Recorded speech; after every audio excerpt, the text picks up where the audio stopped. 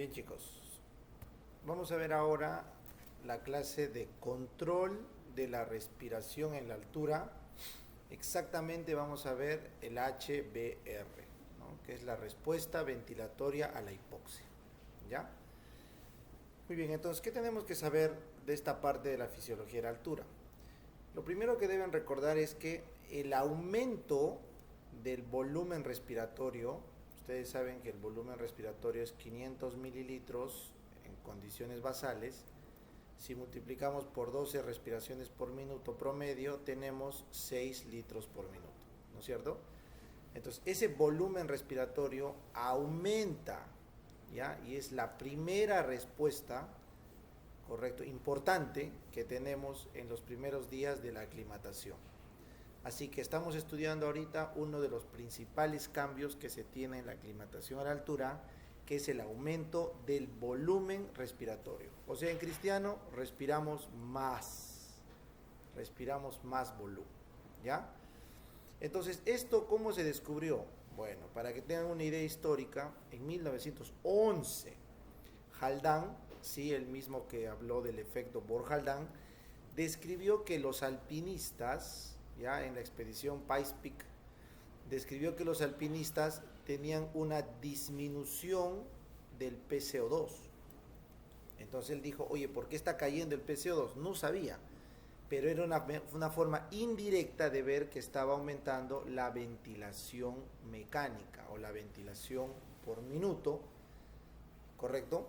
Que están teniendo producto de la respuesta a la hipoxia. Ya, así que desde 1911 se sabe que hay cambios al momento de subir en los gases arteriales.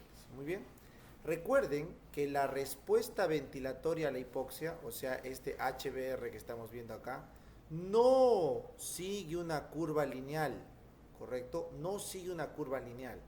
O sea, no es que a medida que subamos en la altura vamos a hacer más respuesta ventilatoria, no. La respuesta ventilatoria espera, le da tiempo a que la hemoglobina desature. O sea, antes de aumentar nuestro volumen, le damos chance a que la hemoglobina desature. ¿Por qué, profe? Porque si aumentas el volumen mecánico de ventilación, vas a bajar el CO2. Y cuando bajas el CO2, vas a comprometer el flujo sanguíneo cerebral, vas a comprometer el balance del pH en el cuerpo, y eso no nos gusta. Entonces, antes de respirar más, le das chance a tu hemoglobina de saturar. Entonces, miren este gráfico 6.1. ¿Ya? En este gráfico pueden ver la respuesta ventilatoria a la hipoxia en función a la caída de la presión alveolar de oxígeno y la saturación en la sangre. Entonces, miren, la saturación en la sangre arranca en 100%, ¿no es cierto? La presión alveolar de oxígeno, correcto, la pueden ver acá. Ya, acá está, presión alveolar de oxígeno, la tienes en 100, ahí está en su sitio, y la ventilación litros por minuto, ya la tenemos, en este caso le están poniendo en 10, ya en 10 en esta medición. Entonces, a medida que va bajando la saturación en la sangre, como ves, va bajando la saturación en la sangre, esta lo hace de forma lineal a medida que cae la presión parcial de oxígeno en el alveolo.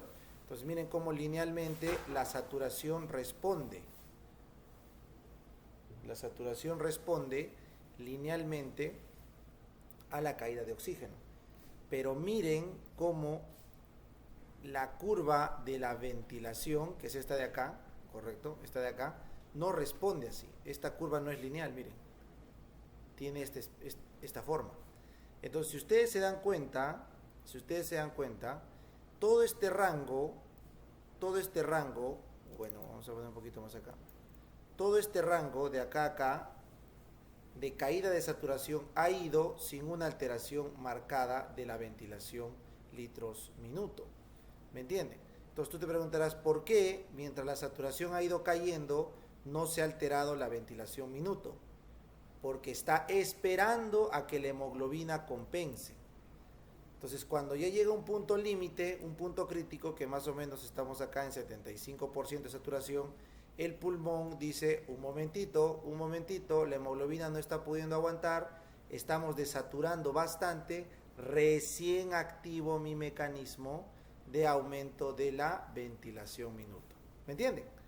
Entonces, El pulmón espera a que la hemoglobina desature antes de arrancar a ventilar de más, ¿ya? Entonces la respuesta ventilatoria a la hipoxia básicamente depende de si la PCO2 puede o no seguir bajando. ¿Qué quiero decir? Entonces tú te preguntas, profe, ¿y yo puedo seguir ventilando como loco, así como loco hasta el infinito y más allá? No, no, porque eso depende de cómo está tu PCO2. O sea, si tu PCO2 cae demasiado, este mecanismo de ventilación se detiene. No se puede. ¿Por qué? Porque simplemente has botado demasiado CO2, ¿ya? Entonces, para que entienda bien este proceso, acá les he dejado las 3 fases de la respuesta ventilatoria a la hipoxia en la figura 6.2, ¿correcto? Entonces, acá tenemos, miren por favor, un tiempo idealizado de la aclimatación ventilatoria usando el PCO2 como un índice. O sea, el que te marca las fases de la respuesta ventilatoria a la hipoxia es el CO2. Entonces acá tenemos la presión arterial de CO2 o la presión alveolar de CO2, eso no hay problema, la que midamos, ¿ya?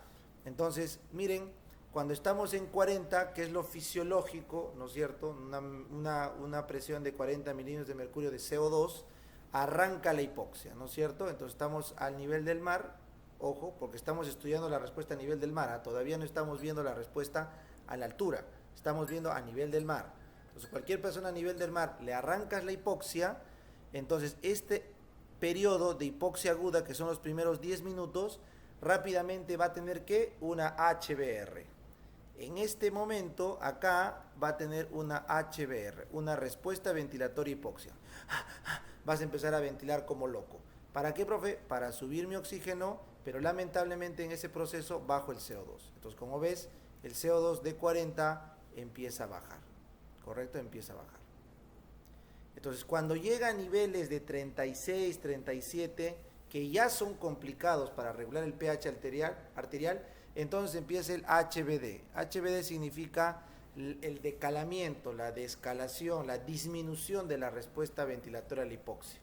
Entonces, otra vez dejas de ventilar, pasado los 10 minutos hasta la media hora más o menos, de los 10 minutos a la media hora, dejas de hiperventilar y otra vez recuperas tus valores de CO2. Entonces, en esta fase lo que se hace es se recupera el CO2, ¿correcto?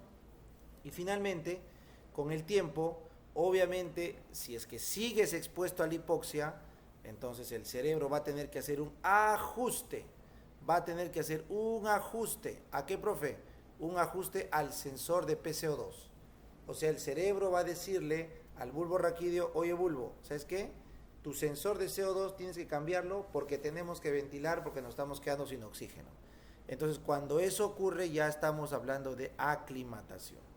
Horas, días, donde empiezas a ventilar más y por eso tu presión de CO2 cae sin agotarse el reflejo. O sea, estás en este proceso, en esta parte de acá. Estás respirando un montón para compensar la hipoxia. Profe, ¿y por qué no se detiene? Porque ya se cambiaron los sets en el receptor de CO2 del bulbo raquídeo. ¿Está bien? Y luego, cuando regresas a la normoxia, cuando te devuelven tu oxígeno normalmente, se apaga la respuesta ventilatoria y nuevamente vuelves a los niveles basales de CO2. Y el bulbo raquídeo otra vez vuelve a setear a un nivel normal. ¿Entendieron? Entonces, esa es la forma como nos aclimatamos a través de la respuesta ventilatoria a la hipoxia en caso de hipoxia. ¿Ya? Bien. Y la pregunta del millón es, ¿por qué se debe esto? ¿Cuál es la magia? ¿Quién es el que se encarga de eso? Obviamente es el receptor periférico de oxígeno. O sea, ¿quién? Los quimiorreceptores periféricos. Esa es la clave y es lo que vamos a hablar en esta diapositiva. ¿Ya? Entonces, miren, los quimiorreceptores periféricos que están en el cuerpo carotídeo, en el cuerpo aórtico, son los más sensibles que tenemos en el organismo a la hipoxia, los más sensibles de todos. Y secundariamente son sensibles a la hipercapnia, ¿ya? Entonces acá en la figura 3 estamos viendo claramente una célula aglómica de este cuerpo carotídeo, ¿ya? Entonces ahorita vamos a detallar.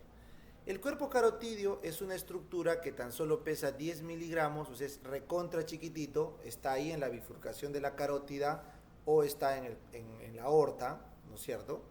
Y recuerden esto, por favor, es un sensor que tiene demasiado flujo sanguíneo por gramo de tejido, tiene un montón de sangre, pero consume poco oxígeno para vivir. O sea, es un receptor de oxígeno, pero no consume mucho oxígeno. ¿Eso qué quiere decir? Que lo que sensa, por favor marquen esto con color verde, es importante, lo que sensa es la hipoxia por presión de oxígeno. No le interesa la anemia, ni le interesa la reducción de flujo. A ver, profe, explíqueme. Cuando a tu célula le falta oxígeno, puede ser porque no hay presión de oxígeno, correcto, para saturar la hemoglobina, porque no hay hemoglobina, eso es anemia, o porque no hay sangre, eso es hipovolemia, falta de flujo. Entonces, como este órgano tiene tanta perfusión, no le importa la concentración de hemoglobina ni el flujo, porque le sobra. Lo que sensa es la saturación de la hemoglobina. Y la saturación de la hemoglobina depende básicamente de ¿qué? De la presión de oxígeno para saturarla. Entonces, este receptor solo sensa presión de oxígeno, no sensa anemia ni sensa hipovolemia, ¿ya? Que también pueden ser causas de hipoxia. ¿Entendieron? Bueno, entonces, ¿cómo es que ocurre este proceso? Es bien sencillo. Tenemos esto que estoy subrayando acá, esto de acá es una célula glómica, así se llama, célula glómica. Esta célula glómica tipo 1, correcto, está en el cuerpo carotídeo y en el cuerpo aórtico, lo que hace es sensar, tiene un sensor de oxígeno, tiene una proteína sensora de oxígeno, ¿ya? Entonces, esta proteína sensora de oxígeno detecta los niveles bajos de oxígeno y ¿qué hace? Puede actuar acá bloqueando un canal de potasio, ¿correcto? Entonces, al bloquear el canal de potasio, el potasio deja de salir y al dejar de salir se carga positivamente el intracelular. ¿Y cómo se llama cuando se carga positivamente? Se llama despolarización. Y esa despolarización abre los canales de calcio voltaje dependientes y entra calcio. Así que por favor, marcamos acá. Hay un sensor de membrana de oxígeno que cierra los canales de potasio y eso despolariza la célula. Ese es su primer mecanismo. Esa despolarización mete calcio voltaje dependiente y ese calcio libera unas vesículas que tienen los neurotransmisores.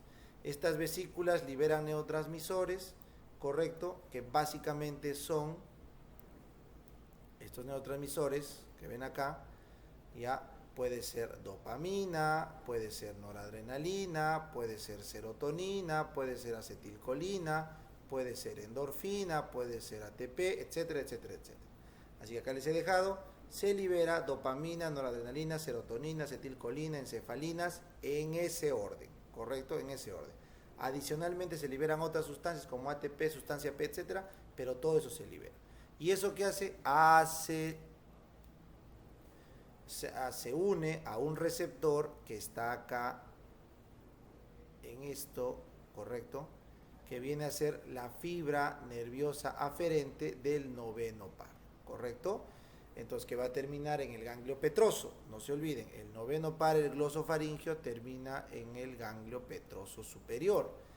Entonces, ese neurotransmisor, o sea, esa señal viaja aferentemente por la rama de Hering del noveno par del glosofaringeo, ¿ya? Entonces la información viaja por el noveno par, no se olviden, llega al ganglio petroso y en su camino, apunten esto, la señal es modificada por otros sistemas. O sea, no piensen que solo la célula glóbica es la que da la orden.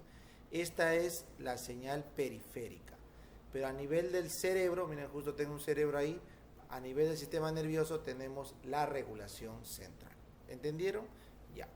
Ahora, un segundo mecanismo, que voy a hacerlo con color verde, un segundo mecanismo es este de acá, de la mitocondria. La mitocondria parece que al tener menos oxígeno va a tener menos afinidad y actividad. Su cadena transporta electrones y esa caída de actividad mitocondrial frente a la hipoxia parece que va a liberar calcio dentro de la mitocondria al citoplasma.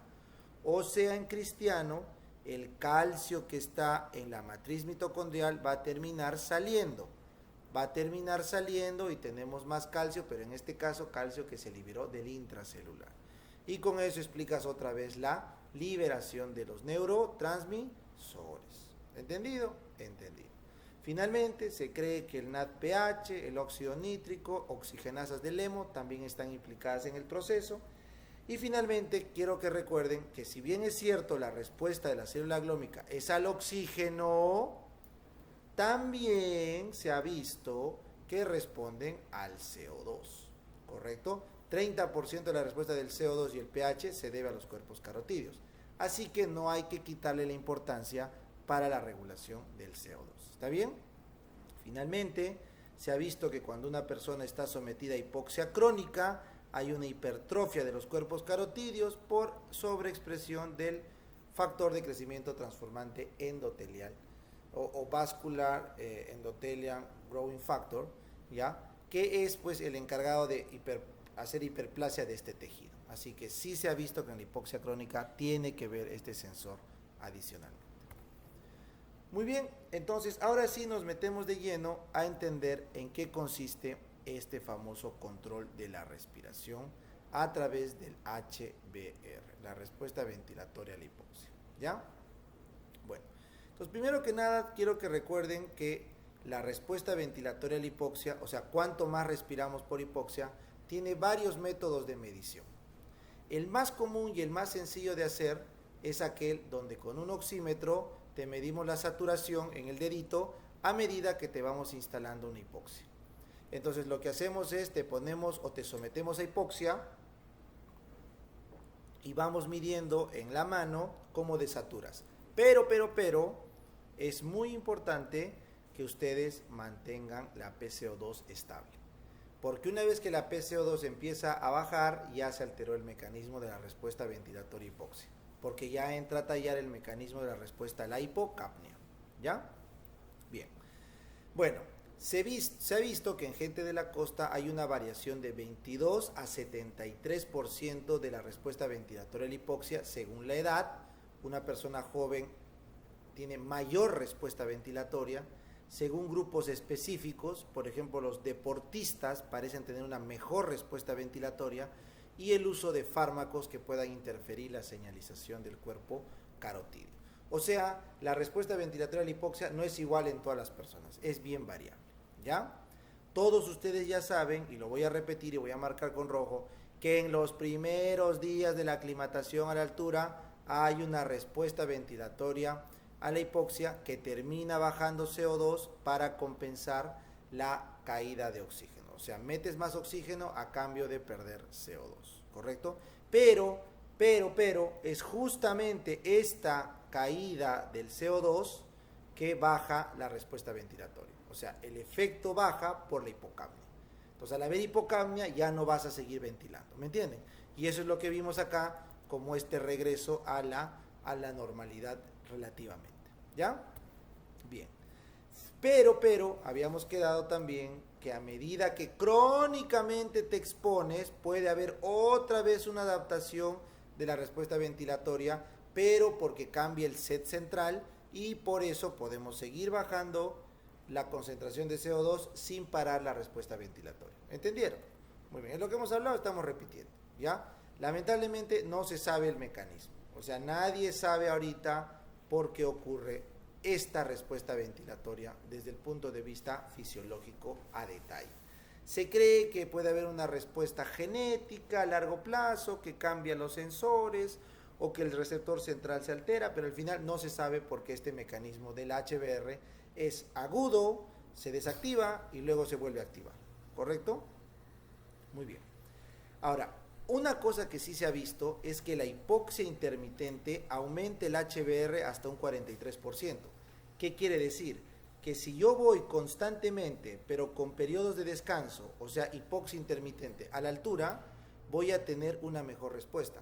Por eso los alpinistas, los jugadores, se aclimatan mejor a la altura cuando van varias veces. No una sola vez, sino varias veces. ¿Ya? Porque se ha visto que la hipoxia intermitente mejora la respuesta ventilatoria.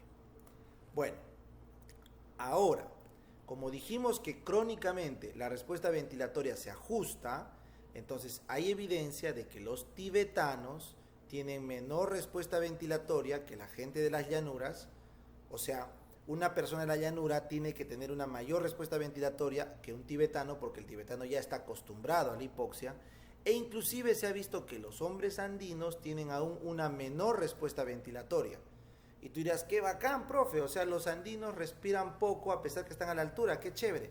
No es chévere, porque eso también lleva a cambio un mayor riesgo de hipoxia, y eso lleva a un riesgo mayor de hiperproducción de eritropoyetina, o sea, policitemia, y eso lleva a problema de viscosidad, a problema de cor pulmonar. O sea, no está bien no respirar bastante, así que se ha visto que los tibetanos parecen tener la respuesta ventilatoria más adaptada posible, ¿ya?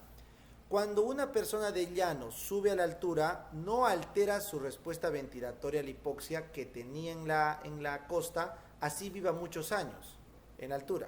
Y de igual forma, los que viven en la altura, cuando bajan a la costa, no cambian su respuesta ventilatoria. O sea, parece que cada uno de nosotros desarrollamos en la etapa adulta una respuesta ventilatoria a la altura. Y eso depende de muchos factores, ¿ya? Muy bien. Ahora, cuando te preguntas, ¿los andinos que dijimos que tienen una menor respuesta ventilatoria, nacen con esa menor respuesta? No. Se ha visto que el aplanamiento de la respuesta ventilatoria en los andinos recién se alcanza en la adultez. O sea, de niños tienen una respuesta ventilatoria alta, lo pierden en la adultez y parece que es por mecanismos centrales y periféricos. Pero nuevamente les digo, los tibetanos, que también regulan su respuesta ventilatoria, no lo bajan tanto como los andinos, y eso les permite tener un mayor o mejor performance a lo largo de su vida en la altura, ¿ya? Recuerden, por favor, que la respuesta ventilatoria a la hipoxia no se asocia al mal agudo de montaña, AMS, Acute Mountain Sickness, no se asocia al mal agudo de montaña, pero sí se asocia al edema agudo de pulmón, al JAPE, ¿correcto? Entonces, eso es importante. Acá les dejo en la figura, miren, los cambios en el edema, en la enfermedad de montaña aguda, AMS, y acá el cambio del HBR. Los puntos que estás viendo acá no tienen una correlación de Pearson significativa, no hay. Menos 0,54 quiere decir que ligeramente, a medida que hay menor respuesta ventilatoria, hay mayor gravedad del mal de altura agudo, pero 54% de asociación es débil. 54% de asociación es una asociación débil. Pero como es negativa, por lo menos sabemos de que a menor respuesta ventilatoria, mayor capacidad de enfermar mal agudo de montaña. Sin embargo, en el JAPE, High Altitude Pulmonar Edema, en el JAPE sí es más correlacionado. O sea, el RR está por encima de 75, ¿ya? Finalmente, para los que son alpinistas, no hay una asociación entre el HBR y el rendimiento físico en la altura. O sea, lo que se podría creer que una mejor respuesta ventilatoria te adapta para ser deportista, aparentemente la data ahí no es concluyente, ¿ya? Muy bien, entonces con eso hemos terminado la primera parte de respuesta respiratoria a la altura. La siguiente clase vamos a ver la respuesta al CO2.